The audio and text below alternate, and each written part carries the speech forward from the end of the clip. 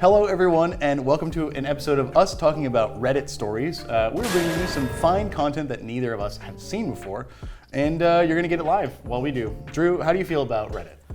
I hate it. It's a cesspool, and I don't think that we deserve it, and I don't think that we deserve the punishment that it incurs on us. Do you mean you and I don't deserve it? No, the planet, humanity at large. But, great for content. I think that some of the brightest people, including myself, read Reddit, so... Drew, references. I have a story for you. It's titled, DM insta-kills characters from full HP, comma, blames party for not healing enough. Okay, there's two things in that sentence that don't work together. I'm not which understanding. Is insta-kill and not healing enough. Right, yeah. Full HP. Yeah. If they had more HP, they wouldn't be dead. Yeah, but if you can't heal more than full HP, please read the story. I need to know what this dungeon master was thinking. It starts off with, at the end of a session, they finished a tough battle, but they completed their objective, and no one down. Spirits were high. Everyone was excited. Incredible. The DM closed the books and said, we need to enhance our healing capabilities. That's wild. Also, they have a druid, a cleric, and they had a bard that went down in the previous session. So, in the current party, 2 out of 4 healers or more. Before we even continue, the dungeon master commenting on the competency of the party and whether it is capable or not is wild. Like, you must play this way. It would be like if he's like, man, you guys really need 4 marshals and 2 spellcasters. And it's like, huh, what? What do you mean? Hold the sentence and get ready to keep going. He emphasized that 4 characters have died already. He wants to make sure at least one of the characters from the original party makes it to the end. Oh no. Oh no, Dungeon Master. He needs some original characters to get to the end. He also wants them to have healers to make that happen. He is also the person who is in control of the opponents that are killing the characters in the original party. No, because when you roll the dice, you have to do exactly what the dice says. Once you've designed that encounter, it's set in stone. Okay, what I'm thinking, because here's the thing. If a dungeon master wanted the story to matter, or wanted the main characters to get to the end. Which would be cringe. Yeah, definitely cringe. Definitely not something that everybody would be cool with. It's weird to live in both the worlds of the main character should make it into the end, and I want this game to be challenging enough that you can die. I mean, not that they can't both exist, but this guy's killed 4 characters already, or maybe one of them dove into acid. Like, we don't know the full story, but I have yet to read forward as well, but there was one moment in my DMing career, I'm curious if you had this as well, where I realized that you weren't supposed to challenge the party at the maximum level at all times. Sometimes they just run into a couple of kobolds and kick the shit out of them. Yeah. So if you've killed 4 players, maybe... It's so strange that he's like, you guys need to be working harder and also get the characters to the end, and also 4 of them have died. OP says, I point out that healing wouldn't help because everyone who has died has been insta-killed. Which, great fucking point. The DM Every single person that's died has been insta-killed. Apparently. What level do you think this is then? We haven't got there yet. I'm just really curious what kind of spells we're talking about. I hope it's like level 3 or 2, because if you're getting insta-killed past then, this is the... Now my hypothesis is, this is like level 8, 9, and 10, and the DM is like... It's just like disintegrate. Every caster, henchman has disintegrating finger of death. Every single one. And every enemy spell is a maximized fireball. Yeah. Every trap is the most deadly thing they could find everywhere. And I bet they pull them off D&D Beyond. Homebrew. Sort by rating. This also screams, I have not talked to my players about whether we are okay with player death or not, or how the story is. That sort of expectations discussion hasn't happened, which is a bummer. What do you mean by that, and what's the significance of that? Some sort of round table where the DM and the players all sit together and say okay, what kind of campaign do we want? Do we want this to be tactical? Do we want this to be story-based? Do we want to keep our characters? Are we afraid of character death? Are we okay with character death? Usually I talk to the players and they're like, we're okay with character death, but we really like investing in the characters that we do. So I'll throw one extremely difficult challenge at them every, let's say real life, 6 months. Okay. And if they don't make it through, they don't make it through, but they're given ample time and usually information to prepare for that. The fact that every single dead character was killed instantly, which means entire health bar, then entire health bar again in damage. Or when they died, their body was unrecoverable. Yeah, just turned to atoms. Right. In my opinion, the best D&D game is kind of like what we have in Skill Check, where it's like, we are so close to things going so badly. Yep. And if our players play poorly, Living on the edge. they will die. But our players have done a good job of getting things together. We had a combat with the giant snake, the smoke, the shotguns, for example, and people do go down and they do start to die. And because of smart play by our party and like good use of their resources, they keep things on the reins. That's the best game to me. This is something. Now he gives his reasoning. He says, I take the bait and say, and there's a bunch of bullets. The first death was the paladin who charged into a horde of zombies, more than 30 at third level by himself and killed in a cutscene. Okay. Now hold on, last sentence. To be fair, that one was him, he was warned. Exactly. Yep. If that is the situation, its skill makes total sense. I love that. I love that the DM, see, this is the yin and yang. A dungeon master who is bad in the opposite way would see that happen and not punish them they for have to it. die, right. Yeah. It's almost like when Foray jumped and he had the immovable rod. If that wasn't a 20, he was dead. I don't know how he was going to solve that problem. Sometimes as a DM in those situations, exactly what you mean. You're looking for a way out, but you don't have one. They're not giving you one. And they don't want one if they're doing that. Right. And actually, that's a really good point. A lot of times, characters or players even will be like, you know what? This was a good story. I love this character, but it feels right for this character to get hung up here. Yeah. And this is a great moment for a paladin, especially one, who really wants to slay undead, Yep. to go out in a fucking blaze of blood, 30-man melee, right? Like, that's great. And that's paladins dream of that, right? Yep. But if your player doesn't realize what's happening, or if, the opposite, if they really want this to happen, either way, it deserves a check-in. Hey, this is suicidal. Are you sure?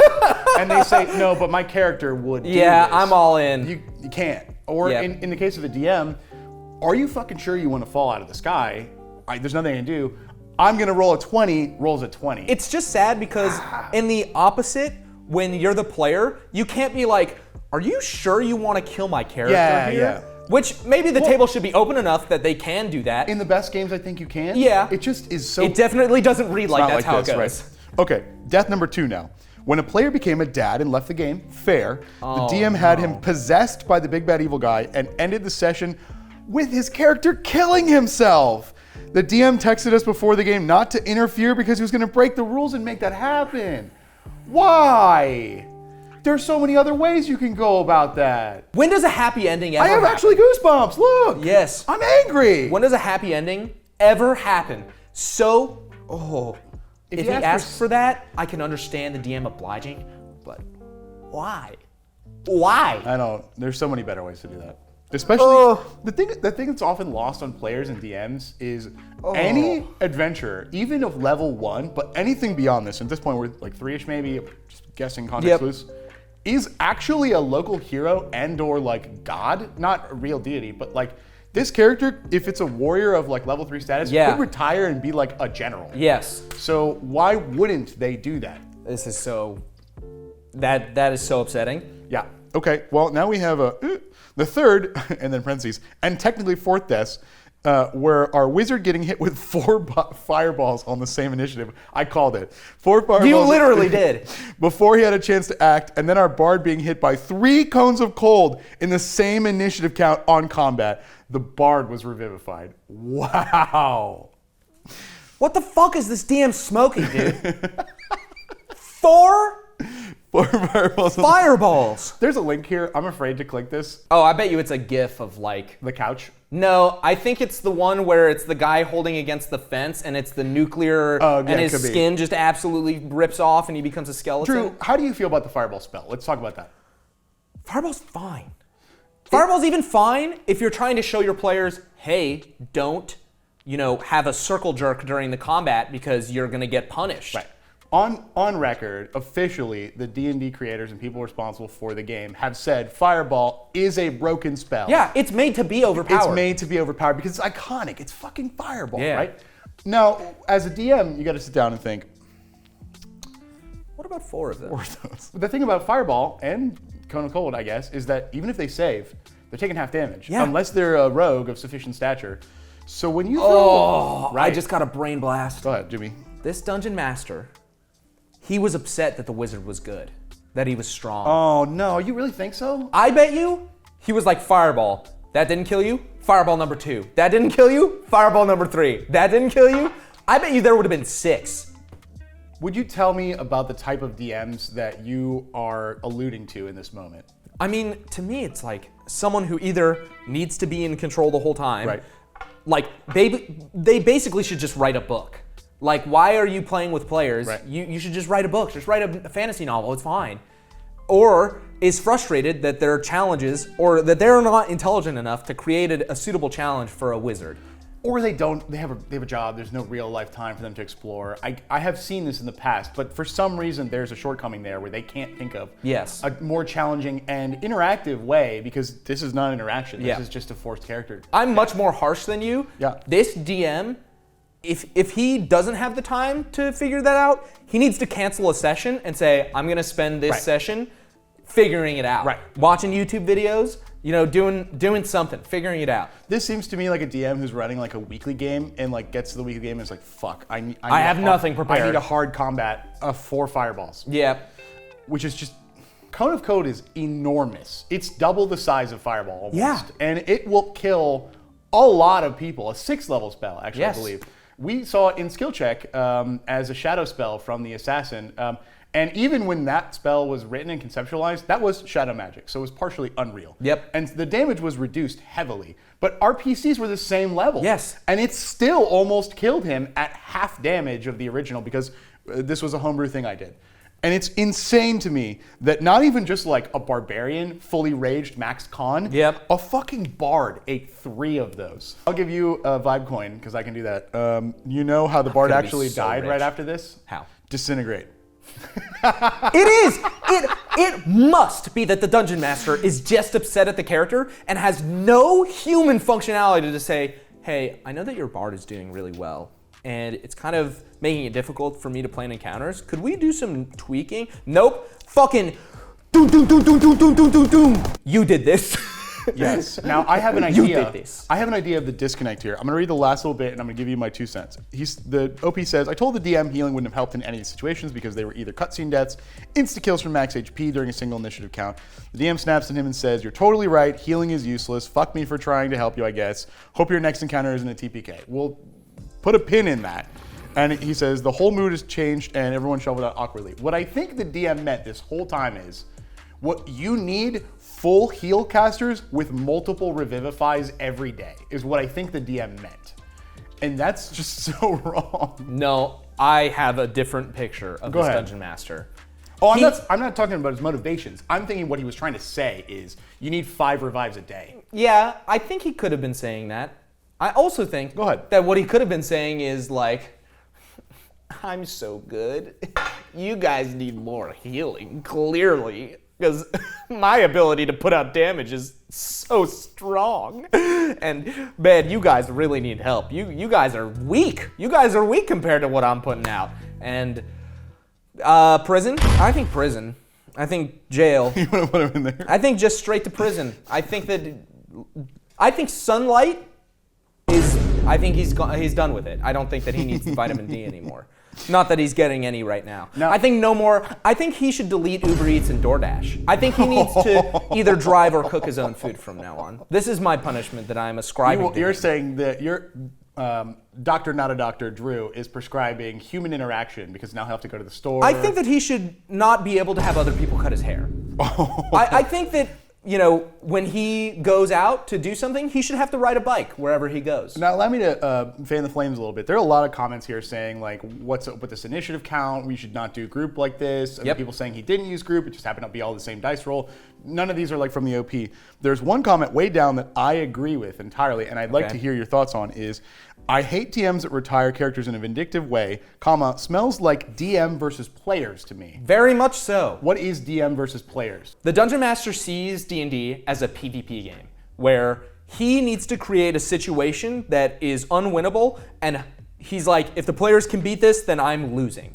And that is It's common though. It's common. It's very common. I mean, even on skill checks, sometimes I'll say like, I like it when they fail. But that's just kind of a joke on that archetype, and also because failure is part of Careful, tension. the camera crew is listening. They might Yeah, I know. that you're not evil. I don't want to, spoil anything too. Why great. are you making those jokes? I'm making the joke because it's so unreasonable to view Dungeons and Dragons as a way to like flex or to fight with people. This is another great like microcosm of this, or like same vibes, is a dungeon master who doesn't communicate to their players through language out of game, and they only do things in game. Right. Like they say like, oh, one of your character's legs got chopped off, looks like you won't have that 60 move speed, and it's like, brother, just talk to me about the 60 move speed. Like, we can just dial it down. It doesn't have to go that way. A really good example, we have given signature abilities to our PCs. The player, Danny, who has Valar, came to us and said, do you want to nerf my ability to impose disadvantage at 30 feet once per round? And the answer is no. It's weird. It's so easy to talk. Yeah, we don't need to cut his wings or take his shield, because we know the intricacies of that ability, and we have good plans for it. And we've had a discussion about what the player wants, and we're trying to help them have fun at the same time as we have a new unique thing to work around. Right? I think that this dungeon master should only be able to wear Victorian era underwear. I think that, like, all of these things. I'd like to adjust yours. They get no underwear, but Victorian era clothes. Sure. I hope he has an itch on his back that he can't reach. No. Just permanently. There are a few other theories. Because then he'll have to ask someone for help. That talk. I was going to say, actually, there are a few other theories here that the DM has some issues that are unresolved, perhaps with parenthood or something else. Right? He's saying he doesn't. Okay. That's a very nice way to put it, but I bet you they're being way more mean. Look, you think that this guy is retaliating. I think he's a dipshit, dumb bastard who needs to be blasted off of the face of the planet with the first railgun that humanity has ever conceived of. Let's. We have a tradition, which is that we have two opposing opinions. We're going to dice roll, and whoever gets the higher roll is empirically correct, because that's how dice work. Yes. All right, 5? 13. Let's go. You, Dungeon Master, your player is clipping this right now and sending it to you. How dare you? Yeah, how dare you? How dare you? You should take a public speaking class, because that's what you need to do. You need to publicly apologize to this group because they worked hard to make these characters, and you are just like taking pot shots at them for fun. That last sentence is, I remember we put a pin in it where basically he said, hope you all don't die next session. Come on, man, why? I think that a goblin should untie all of your shoes every night. Drew, I'd like to propose our first F. Yeah, this is an F. This is an F. This is definitely an F. F for fuck you? More like F for... Oh, find help. Yeah, find help. Yeah. Find help. Find whatever god you prefer. I don't care if it's even real. Find Saren Ray. Oh, I love Saren Ray. Who doesn't? Yeah, of course. Everyone does. Find help. Find help. Catch you guys next time.